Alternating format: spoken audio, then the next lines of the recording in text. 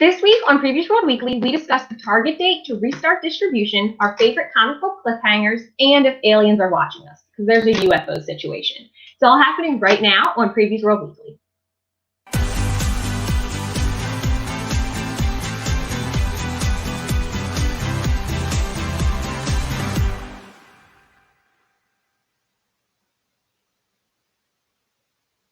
What's up, Previews World? It is Wednesday. It is New Comic Book Day-ish, maybe, kind of, sort of. Welcome to Previews World Weekly. Why not? I'm one of your hosts, Troy Jeffrey Allen. I'm your other host, Ashton Greenwood, aka the Duchess of Free Comic Book Day. And as always, we're coming, since the quarantine started, we're coming to you guys live. And we wanted to continue to mix up the show even more to make things more complicated. So we're bringing on a special guest. The first guest that we're having on is actually Jilliann Carter, or Jill Carter, from Kamikaze in Massachusetts. What's up, Jill? Hey, how are y'all doing? Cool. Doing all right. So real quick, before we dive into UFOs and all our weird conspiracy theories, can you tell us a little bit about Kamikaze? Yeah, we are a shop in Somerville, Massachusetts, and we sell comics, games, graphic novels, vintage toys, back issues. We've got a lot of stuff, and right now what we're doing is free deliveries. We're doing orders over email, so if you just email Steve at Kamikaze, we get the orders, we get you into our delivery route for free. We're going like 10 miles outside of where the shop is. And we also have an eBay store, Kamikaze Online, and an online store where we have like new arrivals of Pokemon and Magic, gaming stuff, gift bundles. So if you're missing somebody, kind of like send them a little fun patch and, just kind of like unwrap like kind of a mystery box. And people have been loving them. So yeah, we're keeping busy for sure. Cool. And a little birdie told me that your store won an award before, a Retailer Spirit Award. Is this true? Yeah. We won an Eisner in 2017, which was super great. Yeah, it means a lot, and I don't think we could have done it without like the support of our community. We're very community focused. It's been kind of difficult. We have a lot of events that we host, like book clubs, game nights, trivia, comedy. So we've been doing all we can to kind of bring those to Zoom book clubs, and we're doing live broadcasts of our Kamikaze comedy. It's like sketch and improv on Saturdays. Nice. So we're just trying to bring all that like community stuff to everyone who's kind of, quarantined at home. People can join remotely, and I don't know, we just like want to keep in touch with everybody, and lots of folks have just been reaching out. People still want comics. People are still like doing organizing projects, so they need supplies for that. They're like painting miniatures, anything that they can do to kind of just stay sane, keep reading, keep busy. Right. Yeah. No, I mean, we've talked about this a lot on the show, like keeping your brain active, because, a lot of us are just chilling at home, like just watching, TV is a very passive experience. You know what I mean? So I kind of enjoy getting the opportunity to read more and feel like I'm doing more with my brain in general. So actually, I'm sorry. Yeah, you take a break from the screen. It makes a big difference when you can just kind of like step away from all the Twitter feed you're refreshing and just kind of escape into whatever, it's a good like recharging activity. Actually, Ashton, you and Jill have something in common. I don't even think you were privy to this conversation because we were talking about this before you joined us pre-show. But Jill, I'm shocked right now. Jill loves Dune, and you love Dune. Love Dune. Yeah. I'm beyond excited about this. Oh my gosh. So this is the first time I've read it, and it's been incredible. Yeah. I'm going to finish it tonight, by the way. So nice. Sure, you don't have to listen to me talk about it anymore. Yeah. I used to fall asleep to the audiobook, and we were talking about having different comics in different formats, and I have the 3-issue Marvel Dune series, and the issues in a little paperback, and the oversized format, and and I've got a box set of all the Dune books. And nice. Look at that. I love the David Lynch movie. I'm excited for the new one. It's wild. We have the action figures at the store. I'm always pointing them out. Look at Sting, Who did action figures for Dune? That's crazy.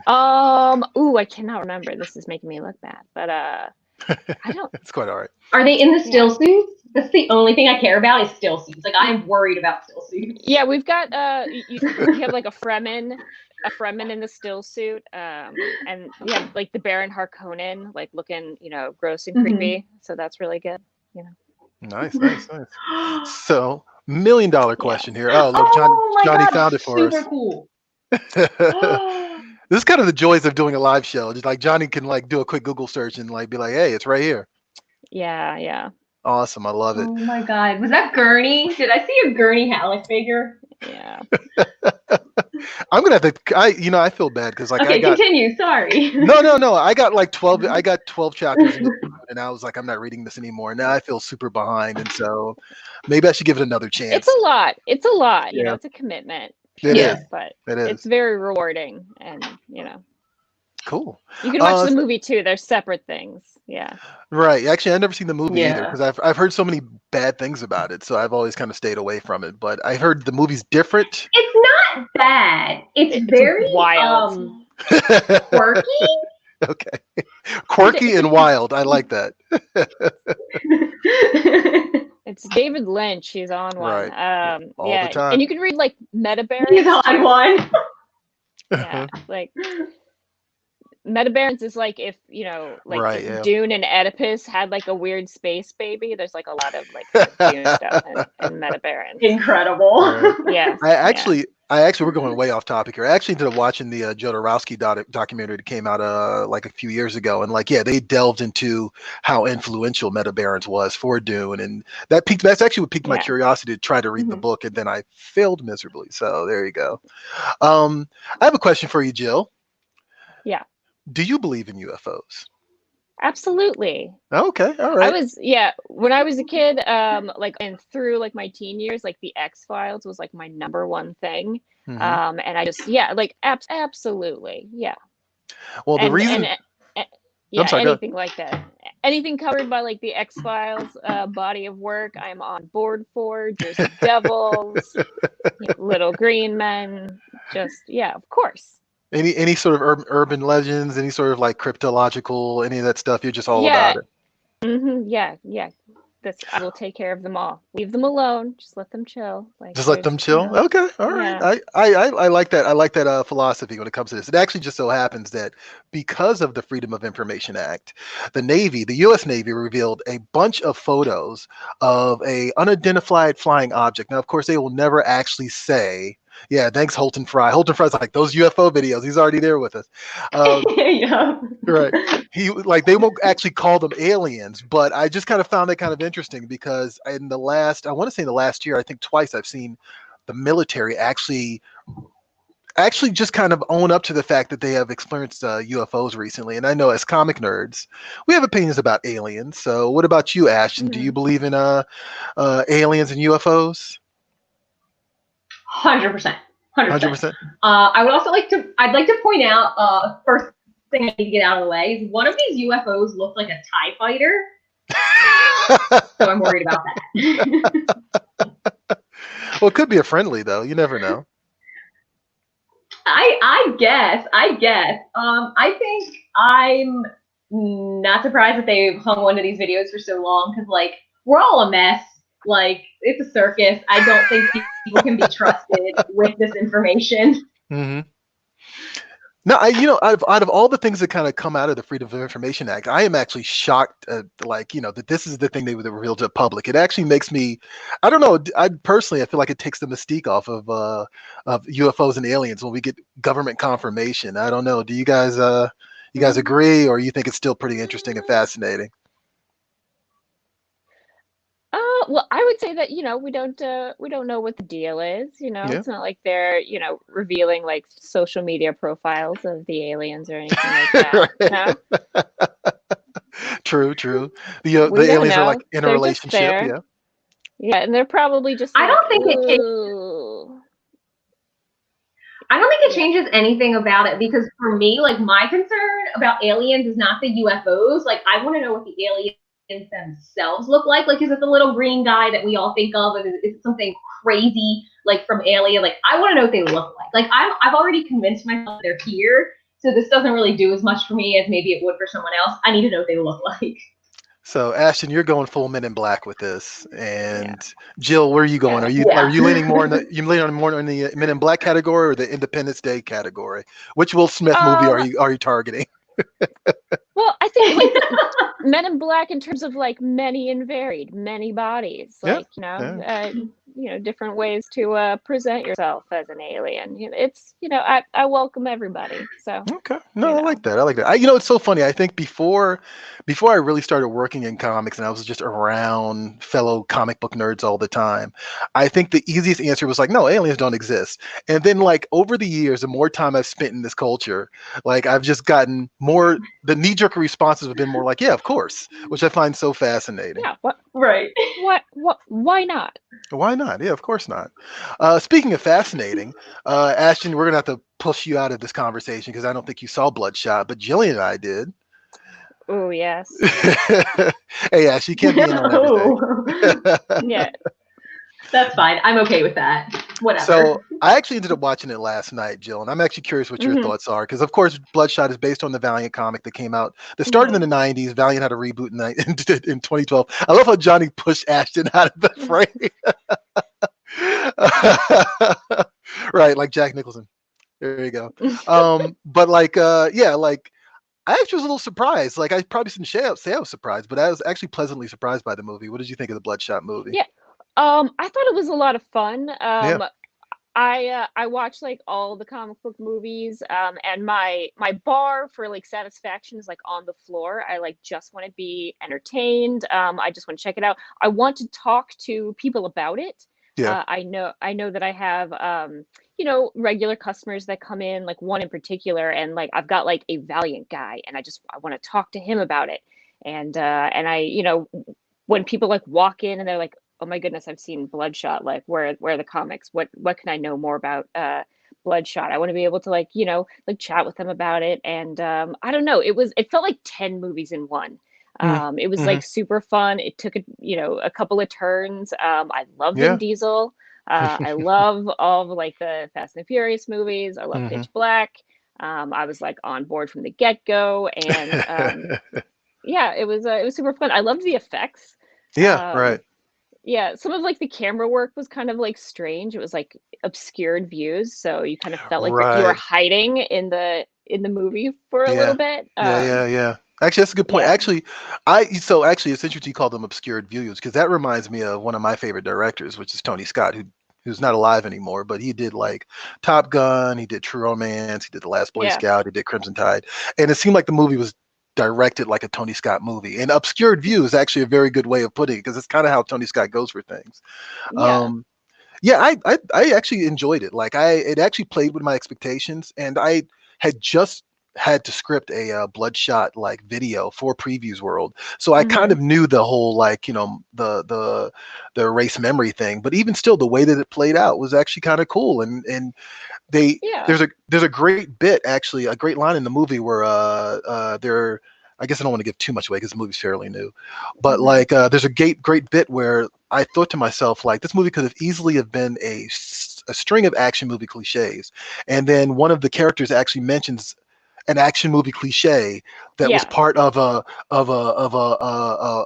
mind wipe that Bloodshot had that they tried to use on him, which I thought was actually pretty amusing. So yeah, it was cool. Like Tony Scott, it was just that Tony Scott vibe really like kind of like spoke to me, and didn't expect it to be that much fun. So cool. Yeah, you come in with like a certain kind of like expectation, and it kind of plays with that at the very beginning when you're like, it's kind, is this going to be kind of a dumb action movie? And I'm like, I'm along for the ride. Then it like takes a turn, and I was watching it with my partner. He hadn't read any Valiant or Bloodshot. He was just like, when does he turn white? Right. And I was just kind of joking, and I was like, he's probably just gonna like punch somebody through a bakery and flour's gonna fly everywhere. And then a flour truck shows up, and I wanted to flip my coffee table, and I was just like, I loved it. I was like, this is outrageous. Right. They really did that. No, I definitely had a moment. The flour truck kind of sent me. Like the flour truck was You were like, is this how? Like, right, yeah. What? Yeah. They really played it up, and then they did it again in the movie. So yeah, Bloodshot, worth a look. It's probably one of the better comic book adaptations I've seen in like last few years. And I'm a Marvel shill, so Marvel Cinematic Universe shill. So there you go. Real quick, I want to run through some things. Welcome back, Ashton. You can be part of the conversation again. She looks so dejected. But real quick before we move on to our picks of the week, just so you guys know, Steve Jeppy. Oh, you know what? Actually, I skipped something, didn't I? Ashton, can you tell us about the target date for distribution? I totally glossed over it at the beginning of the show. We're supposed to talk about that first. Oh my God. Right. And I said it in the teaser too, so we have to. Yeah. So May 20th, Diamond is targeting May 20th as their tentative date to restart distributing new product. I want to make it clear this is tentative because the situation is ever evolving and things are changing every day. But Absolutely. Ideally, by May 20th, we will be able to get new product in the comic shops, and hopefully you'll be able to get back into comic shops too. There you go. No, awesome. And actually, just to co-sign that for a second, Steve Jeppy did a live interview on YouTube with a series of retailers that you can check out, where he kind of expounds on this a great deal more. He expounds on how the coronavirus is impacting comic shops and what Diamond's plans are for this. Here you go. Definitely check it out. It's Dan Shanahan's YouTube channel. I might be saying his name wrong. Shannon. His YouTube channel, and he does like an hour and a half interview with Steve Jeppy, and like he allows himself to be grilled by comic shop retailers as well, and it's actually pretty interesting. One thing I took away from it, he actually said, which I thought was pretty amusing because I've been watching the pandemic documentary on Netflix, is he said that it's not 1918, so this isn't as dire as it could be, which I was like, he has a good point. Like we should be a little bit more positive about this, because if it was 1918 based off of that Netflix documentary, we'd all be screwed right now. So, at least we're able to communicate. At least we have things like this, like we have the internet, like we can do things like this. So that's always good. Absolutely. Also, real quick, Philip Sablick did a great Wait, video. Troy, let me interrupt you really quickly. Yeah. What's up? I'm going to interrupt you really quickly just because Steve is going to be doing an interview tomorrow with Kevin Smith on Fat Man Beyond. So want to point that out. We'll have the link for that on PREVIEWSworld a little later today if you guys want to check that out tomorrow. Yeah.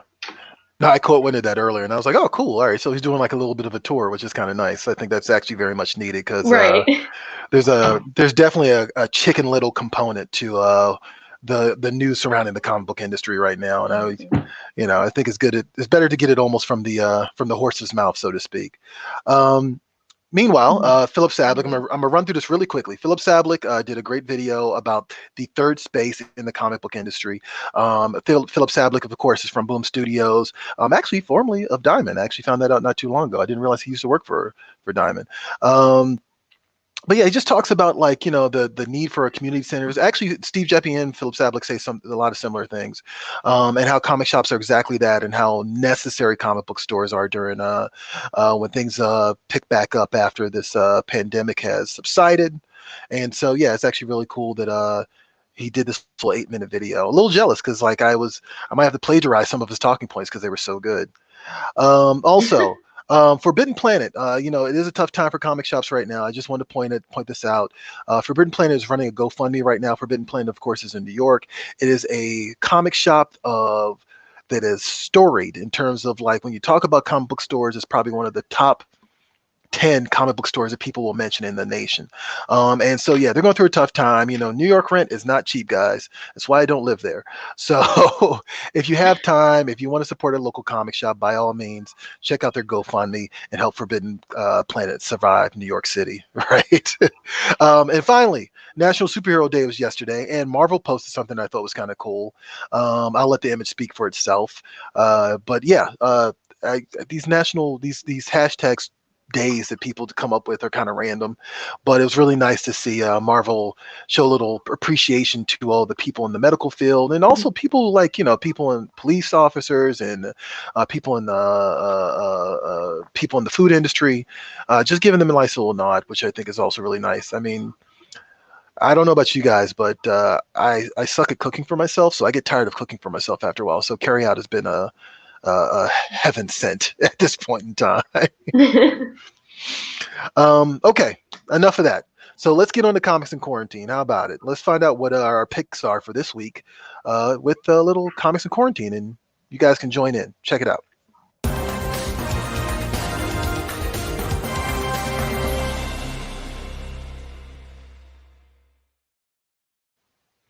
All right. So every week, normally when we were in the studio, when we were doing the show from the studio, we would do a pick from this week's new releases. But because there are technically no new releases this week, I won't get into that. But technically there are no new releases this week. I wanted to ask you guys, what are you reading to get through the quarantine right now?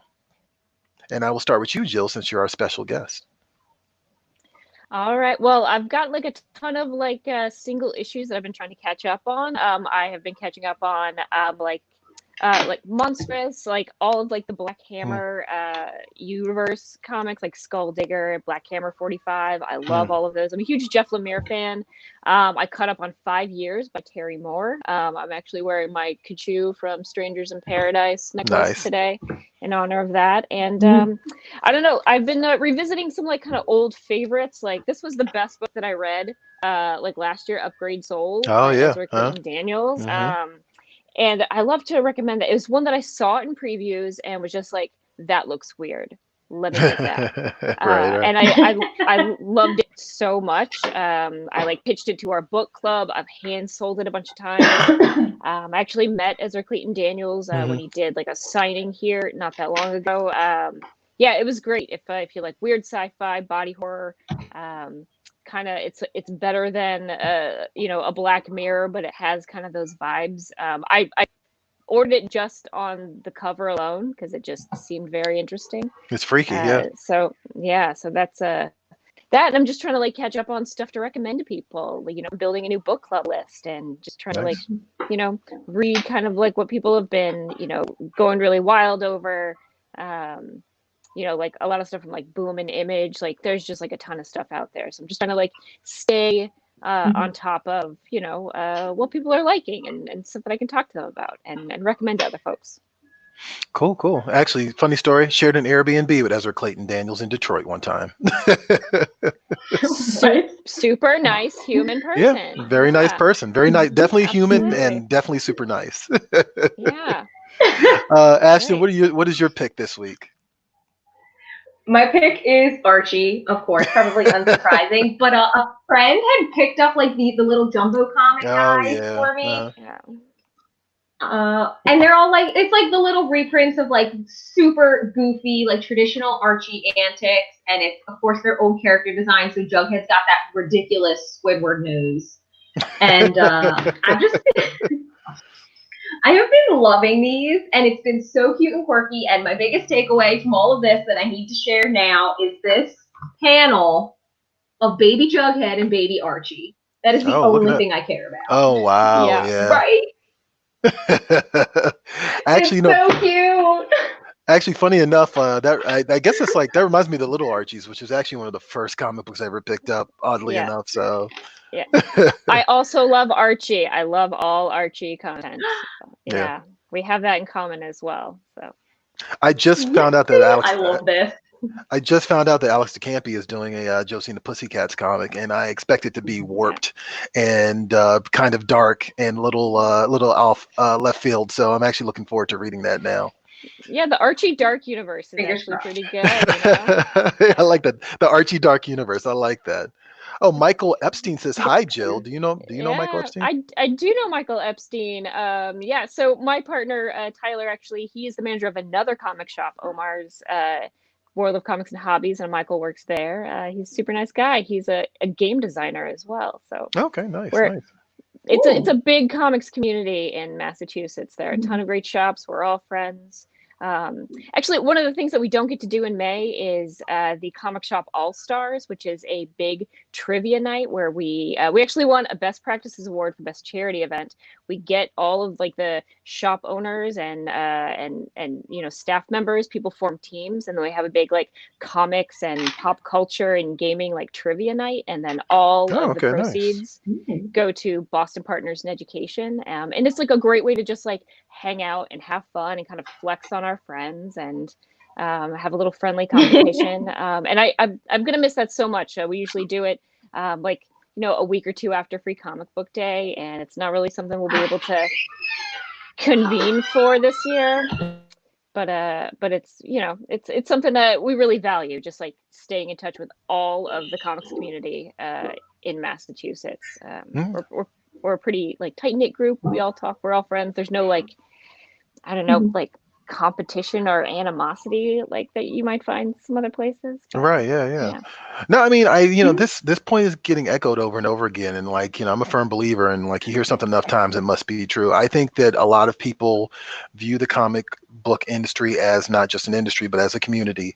And there's like this, I think it's a unique relationship from consumer to store to distributor that a lot of other industries do not have. Like, I don't think you would have that knowledge base of how the process of distribution works, or that passion from the retailers and the consumers that are equal that you would in any other industry. So yeah, you have to care so much about what's in your shop, and like you have a personal investment in what you sell, like the people that you take care of. You see these folks every day, like you have like a common ground, like even if it's just like it's not just transactional, right. You really develop a community, and it's all the weirdos, everyone's welcome. Like there's always someone who is a super fan of something. Doesn't matter what it is.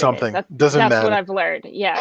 Right. Yeah. You're wild about Smurfs. You're wild about Bloodshot. Doesn't matter. Like, wait. All right.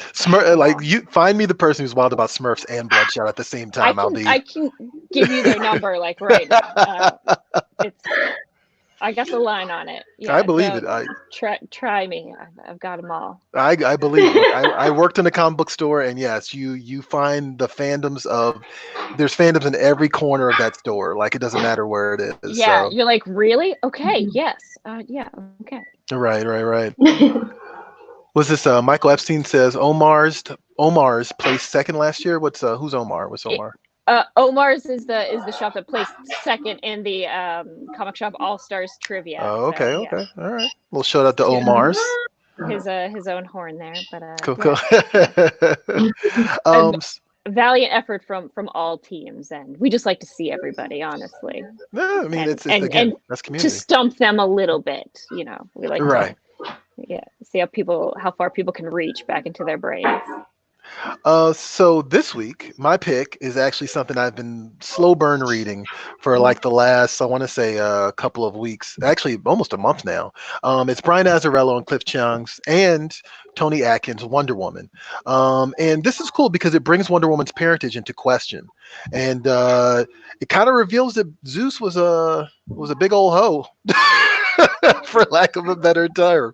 And you kind of meet all his bastard children, and like, because this is like a Greek mythology, it's like they're very, the emotions run high, and like it kind of this Wonder Woman gains a new family that's outside of Themyscira, but at the same time, like, she's kind of also questioning her identity as the story goes along. And then there's the issue of another character who's actually having a baby by Zeus as well.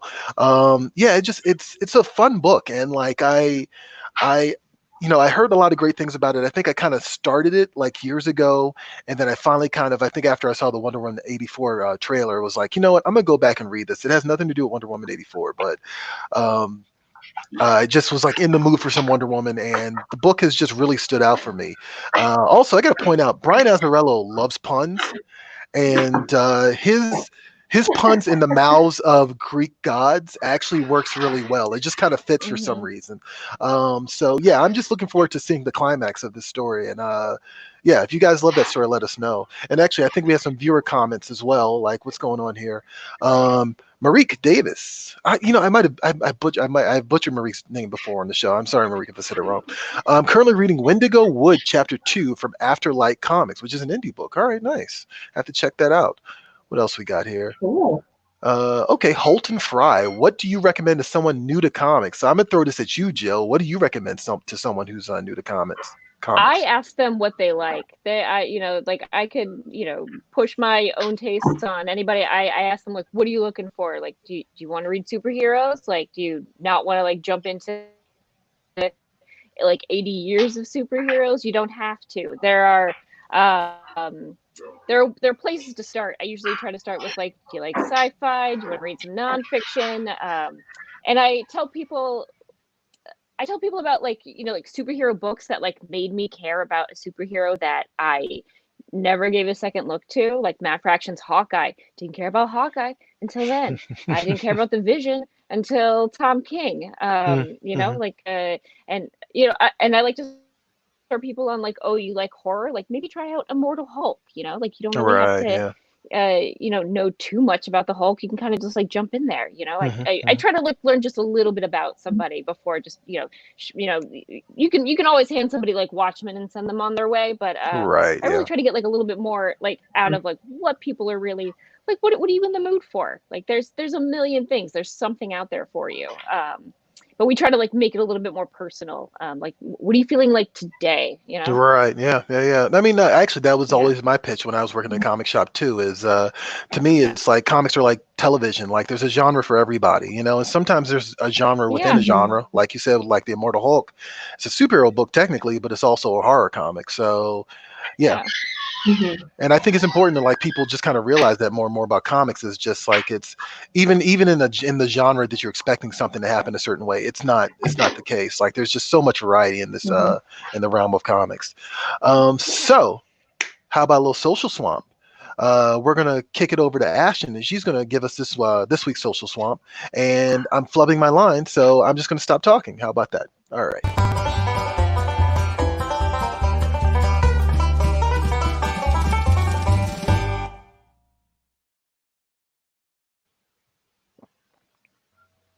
All you, Ashton. I thought you killed it. Crushed it. Something like that.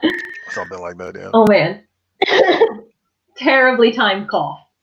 We asked you guys on social media to tell us what is your favorite comic book cliffhanger, and we're going to go through some of the answers. Cody Stewart said The Return of Colossus and Whedon's Astonishing X-Men. Nice. Sherman Sanders said pretty much every issue of Lock and Key. Valid. Reading it as a monthly was really hard. I loved all three of the Lock kids, and it was apparent. This is so tiny print. It was apparent pretty early on that things could go south really quickly. Ooh, I am so sorry, you guys.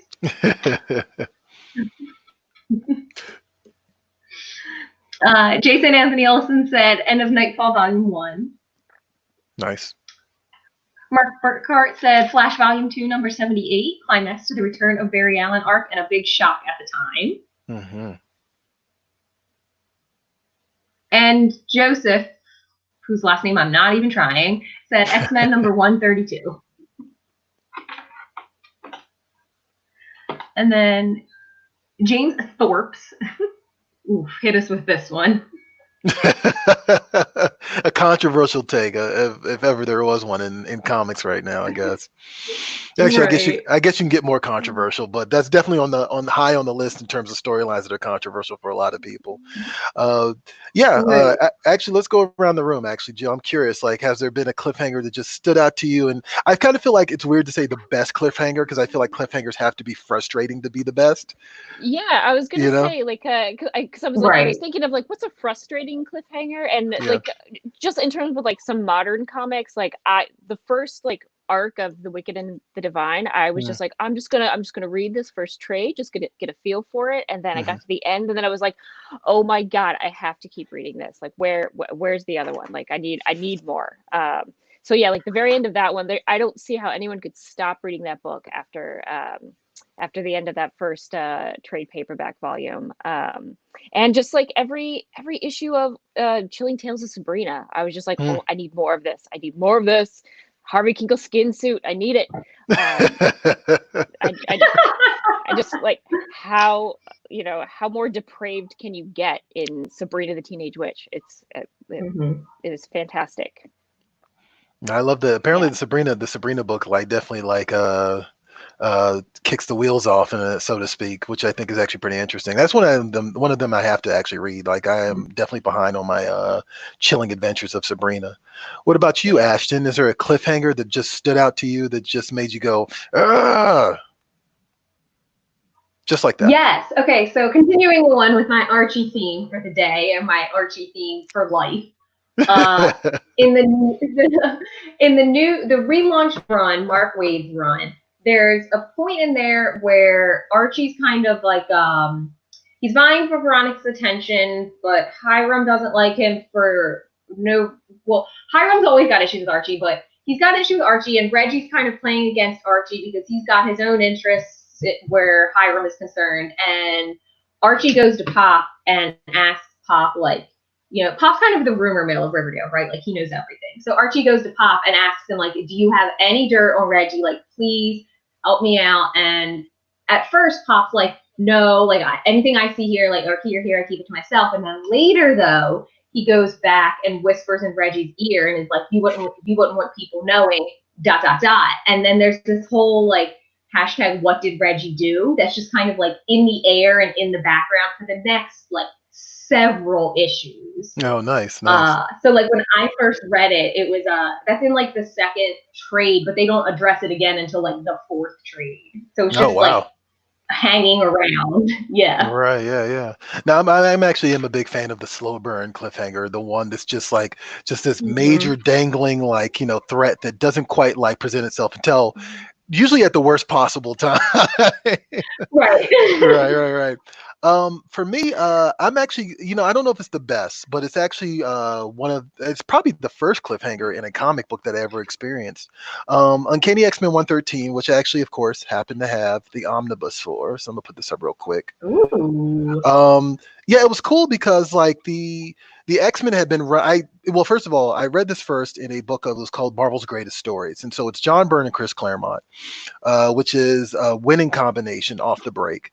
And it's cool because it was part of a two-part story that involved Magneto, and the X-Men have basically been removed from their home for, like, several issues, and they're just trying to get back to Xavier's mansion at this point. And they end up in this whole thing with Magneto in a circus, and then he takes them to a volcano, which is like his new hideout, and they have to escape. And it's Magneto, so it's like it's not an easy fight. And ultimately, they actually don't even win the fight. And they manage to escape, but they also get separated. And it's all pretty riveting. But then when they finally get out of this volcano, they realize, like, holy crap, we're in the middle of the Arctic. And so Jean Grey's the one who manages to get them out of there, but she kind of, like, saps all her energy doing so. And the book actually just ends with, Hank McCoy and Jean collapsing in the snow. And I remember reading this, like, probably of the ripe old age of, I want to say maybe 13 or 12 or something like that. And it's interesting when you first fall for a cliffhanger, because when I know we're kind of, like, accustomed to it now, especially if you read, like, serial comics. But, like, at the time, my brain was just like, wait, what? Like, you can't end a story like this. And it actually ignited my love for the X-Men, if I really had to think about it. Like, I think that it was from that point on that I had to find out not only what happened in 114, but just what was the story surrounding this, which I think is kind of the trick of superhero comics, right? It's like you can't just be satisfied with one cliffhanger. You have to find more about the world itself. Like, who are these people? What are these characters? Outside of that, I definitely want to give a shout out to a book that I think has some of the best cliffhangers in comics right now. I guess technically it's over with, but I'm still reading it for the first time. Prison School. All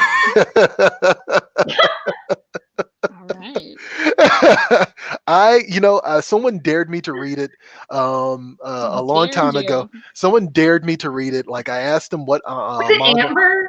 It was Amber. Yes, it was. I asked Amber what manga I should read, and she gave me kind of like these the obvious answers. Like, she told me, like, oh, you should read One Punch Man, you should read Naruto, and all this other stuff. And I was like, I don't really want to read that stuff. Like, I want to read something else, like something a little bit different. I told her the type of manga that I liked, and she told me, she hesitated to tell me, well, I don't know if you're going to like this, but you should read Prison School.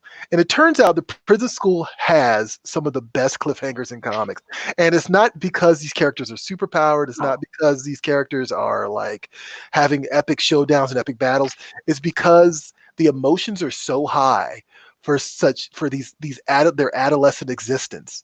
You know what I mean? And, like, their lack of understanding of, like, I don't know, adulting, I guess I want to say. It's like it makes the climax of every installment just be like, oh God, don't do that. Like, it's like Yeah.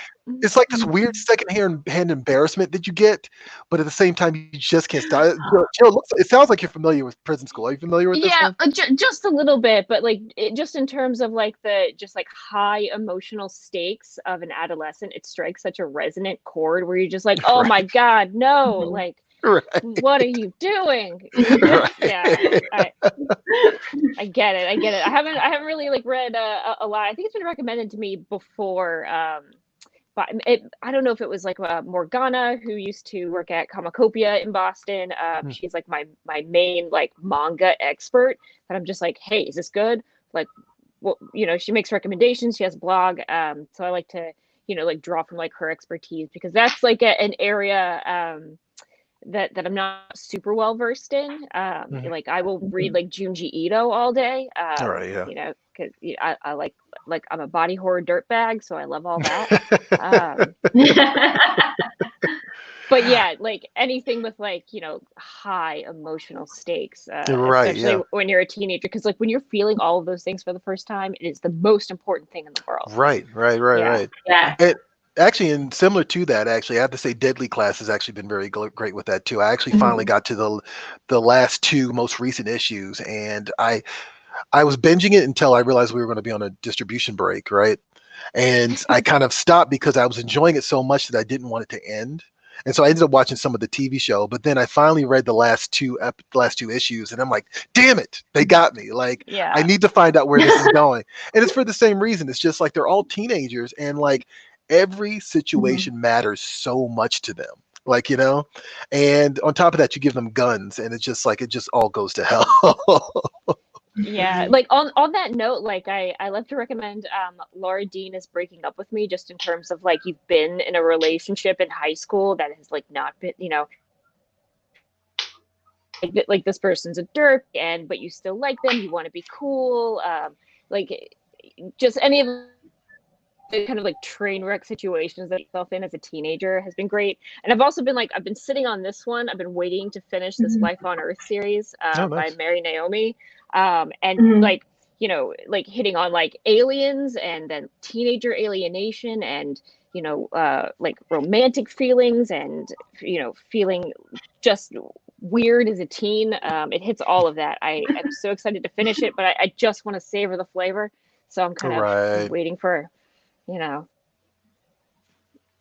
I'm waiting for a time where I can read it and maybe cry. Oh, I feel that. you know no I think that that's something to be said for, like, the best cliffhangers are ones where the ones driven by characters' emotional stakes. I think that's the Mhm. common factor in all our picks this week. On that note, Mm-hmm. we're almost done, Yeah. but real quick, Jill, I wanted you to tell us a little bit more, or just maybe even repeat what you said earlier for those who are coming in late. Tell us a little bit more about Kamikaze. Yeah, so right now we're doing like deliveries mostly. We have an eBay store, Kamikaze Online, but for anything that we have in the shop, like comics, games, we have toys, we have dice, we have minis. Lots of folks have been just like, you have the time, you're going to sit down and paint those minis.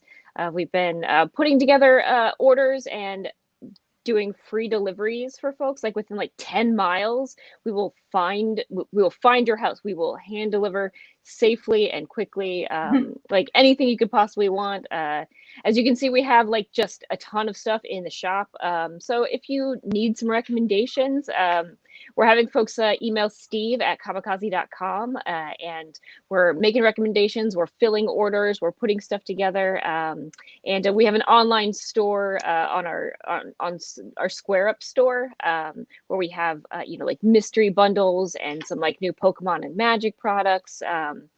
And if you want to, like, I don't know, like send somebody like a bundle just because you're thinking of them, if you want to just like open up like a fun surprise, like some fun surprises would be good right now. Yeah, right. Yeah. And we've been putting together these like grab bags of just like trade paperbacks and vintage comics and toys and like card packs.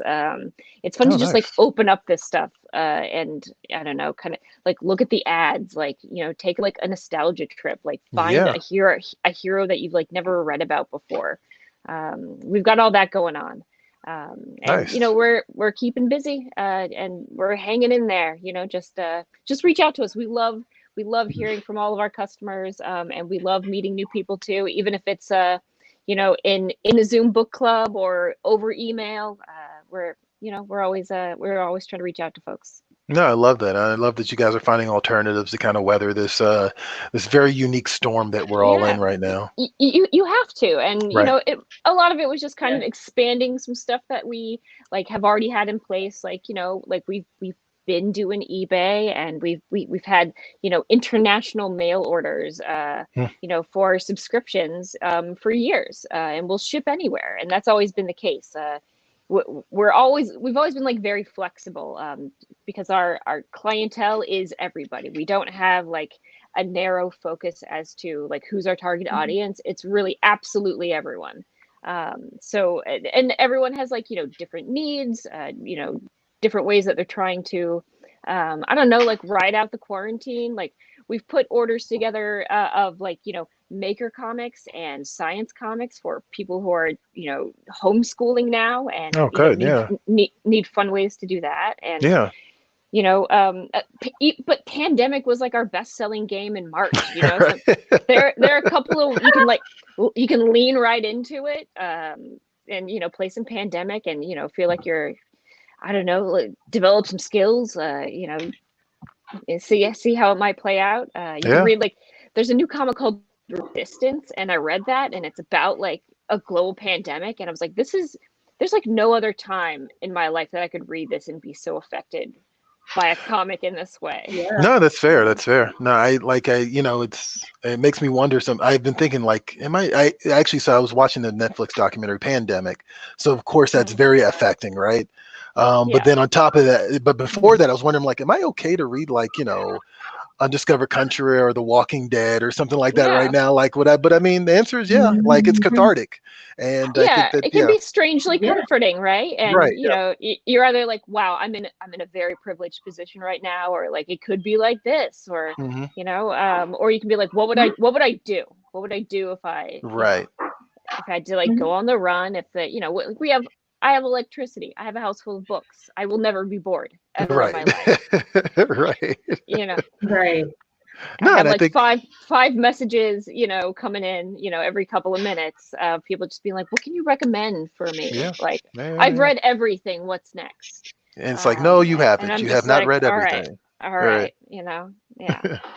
Actually, speaking of recommendations, I think we have a follow-up to that question.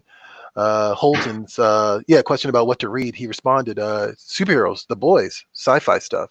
I think he meant sci-fi stuff.